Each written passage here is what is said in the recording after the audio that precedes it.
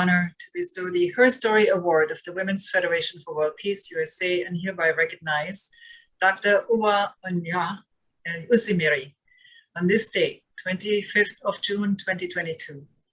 We honor your exemplary work to empower and coach women with essential skills to make a positive impact in the world from the inside out, based on your journey of overcoming unimaginable challenges. We applaud you and your work filled with compassion, service, and dedication. Welcome and congratulations, Dr. Osimiri. The floor is yours. Thank you. Thank you so much. I would like to start by greeting you in my native Nigerian language, Ndewo. Ndewo is an Igbo Nigerian word that means long life to you. And that is what I pray for you, the family who are here and friends who are gathered to congratulate all the honorees. And on my part, congratulations to the honorees. And thank you, Angelica Sales, President Angelica Sales, the organizers of this auspicious occasion, and Sabine Kouassi, who I know had to work today. Thank you for making this award possible. I'm inspired by this honor.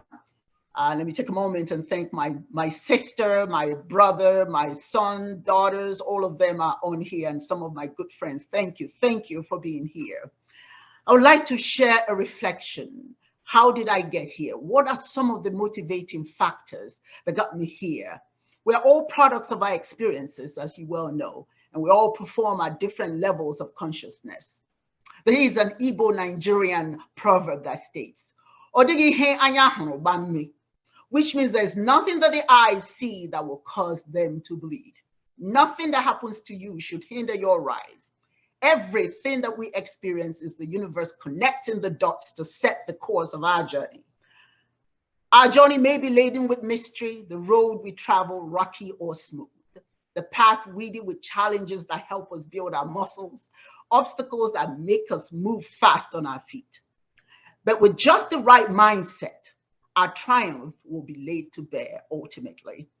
I am indeed a product of the Nigerian Biafran War, which lasted from 1967 to 1970, a horrific experience embedded in my mind about why war should never be contemplated. I saw death up close and personal. I saw death because of the bombings at schools, cities and villages, the smell of decomposing bodies that gave violent assaults to the nostrils of all unfortunate people who witnessed the massacre of war. My greatest life lessons then came during the war from watching my dad, Onyioha, the spiritual head of Chiism, also known as Godianism, and my mother, the Noha of Nkoro, the queen mother of my village. They are now honorable ancestors. I watched them try to navigate through war with 9 children.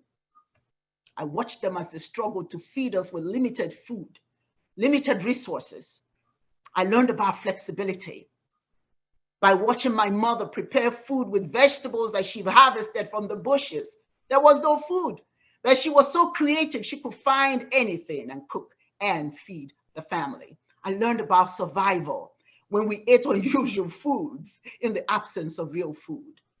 That is what war does. It depletes resources, but somehow my parents made it work. I learned about perseverance as my father traveled on a rickety bicycle, I'll never forget it, with no tires, in search of food to feed his family, but coming back sometimes with only muscles. But I learned gratitude when he did return with food. I learned about kindness through my mother, who fed orphan children in the village, though we ourselves didn't even have enough to eat, but she made it work. She taught us that it's not just about you, it's about the whole. As the war raged, we had to leave our home at night. When the Nigerian soldiers approached our village, our car had no headlights. My father was driving with a car with all the children in the car, but there was no headlight. But I learned about resilience and determination as my mother ran alongside our vehicle to direct my father as he drove. Sometimes she was run over, but like an Energizer bunny, she kept on running. She did what mothers do, what women do. We never quit, and she never quit because she knew we had to get to safety. I learned how to redefine myself through my father. After the war, at the age of 10, I was brutally sexually assaulted in front of my parents. Nothing worse than that, by a soldier. The experience was so traumatizing that my father sought to do something to raise me from the valley of despair. To help me to overcome this trauma, my father woke me up every morning at 5 a.m. in the morning to watch the sun rise. He told me that the reason he made me watch the sun rise was for me to witness the only thing greater than me, the sun, the greatest manifestation of Chineke. Chineke is the word for God. He wanted me to see how the sun rose every day, regardless of what anyone said or felt or did. He said that even when it is dark in my mind, like the sun, I must keep rising. He told me not to allow the opinion of action or actions of another human being to discourage my daily rise. And that I do not have the right to die until I've made a difference and never live anywhere unknown, not for self-aggrandizement, but to share the milk of human kindness with the world. That was to be my legacy. That, he said to me. I learned about personal strength as he reminded his children that from us to Chineke, there is no distance.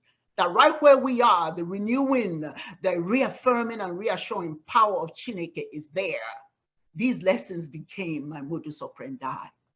The African Women Mobilization Commission, of which I'm president, is committed to provide training for women in different sectors globally. Right now in Maiduguri, Nigeria, we provide food for the internally displaced people. Their displacement is as a result of the terrorist activities there by the Boko Haram. I don't know, perhaps some of you have heard about that. Through our fundraising effort, our GoFundMe fundraiser, we have raised enough money to feed 4 camps where a total of 1,100 children and 889 women languish every day, no water, no food. I knew we had to do something. I knew that it wasn't enough to praise God and worship God and not be able to serve humanity.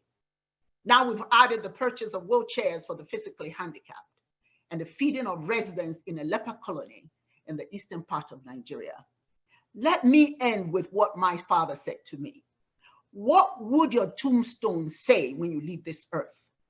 That is the question we must all ask ourselves. Let our legacy be service to humanity, using the lessons that we have all learned through our own individual journey, loving one another irrespective of race, irrespective of religion, irrespective of gender. When we speak of women taking responsibility for healing the world, that is the question we must ask ourselves. What must we do to make sure that everybody's journey is pleasant and beautiful and honorable? I thank you so much for this wonderful honor, and I yield back to you. Thank you. Thank you. Thank you so much. Such a powerful story and a powerful storyteller. I could just feel the heartbeat of the earth, Mother Earth, and God in unison in your story.